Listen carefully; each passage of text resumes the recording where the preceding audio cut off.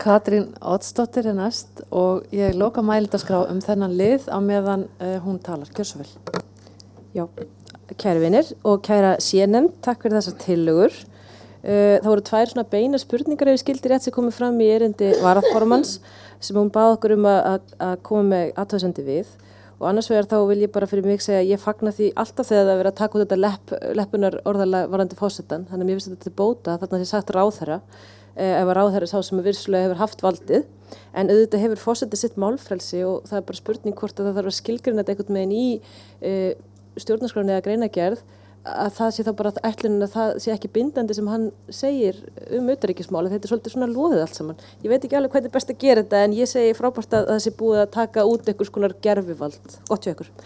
Nú, ég á móti því að nafngreina ákveðnar nefndir. Mér finnst það bara fagfræðilega að vera óhendugt. Ég veit að kannski betra og auðveldara fyrir okkur en við hljótum að geta fundið leið til þess að skilgreina valdi sem viðkomandi nefnd hefur nú og leyft hann í löggjafanum og framtíðar stjórnvöldum að skilgreina betur hvernig þau vilja koma valdinu fyrir í nefndum. Það getur vel verið að seinna vilja saman einhverja nefndir eða aðskilja eða eitthvað og þá ættum við ekki verið búin að gera þetta of mikið í stjórnarskrá.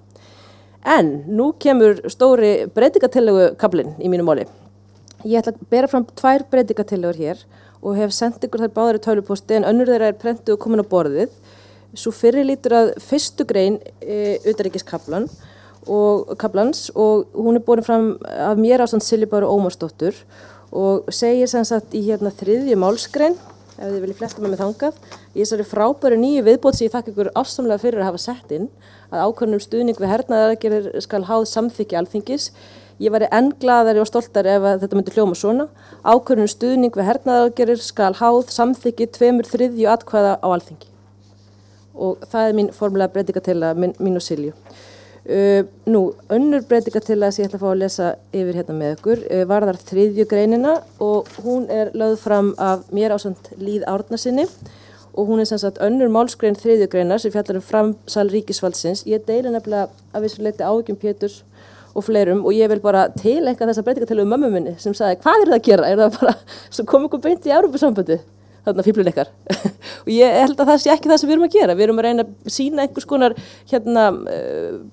rétt ástand af því hvernig þetta hefur nú þegar verið talið að það megi og negla niður ákveðið ferli í fullkomnu hlutleysi okkar þetta ákveðna mál. Og mér fannst hreinlega að við þyrftum að vera alveg algjörlega með þá hreina við værum hlutlaus í þessu tilliti og mér fannst þetta að vera full svona bratt orðarlag þarna í annarri greininni sem segir þegar tillaga fullgildingu samnings sem felur í sér hefur verið samþykkt og það væri bara tímaspursmál hvernig það gerðist. Og þess vegna þetta borið fram að það er alls ekkert okkar skilningur í þessu ráði að þessi eitthvað tímaspursmál að hér verið samþykkt framsala á fullveldi landsins, alls ekki.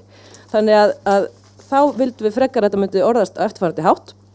Samþykki Alþingi fullgildingu samning sem felur í sér framsal ríkisvalds skal ákvörðun borin undir þjóðaratkvæði til samþykktar eða synjunar og svo bætist við niðurstaða slíkra þjóðaratkvæðagreiðslu er bindandi. Ég held við getum alltaf gert þetta mikið skýrara og ég held að þarna séum við að koma í veg fyrir það að hér myndist einhver risa kór grátratta sem sakja okkur einhvers konar landráð. Við erum ekki á neinn hátt að fara að fremja neitt landráð hér í þessu stjórnlagaráði. Við viljum hins vegar að það sé algjörlega skýrt hvernig þessum reglum verði beitt og breytt.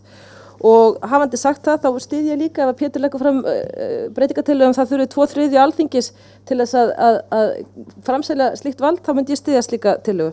Af því þetta eru eins og fram hefur komið stór mál. Og svo held ég líka við að skoða það sem að Pétur benti hér á, að það þurfa að setja einhvers konar tímaramma.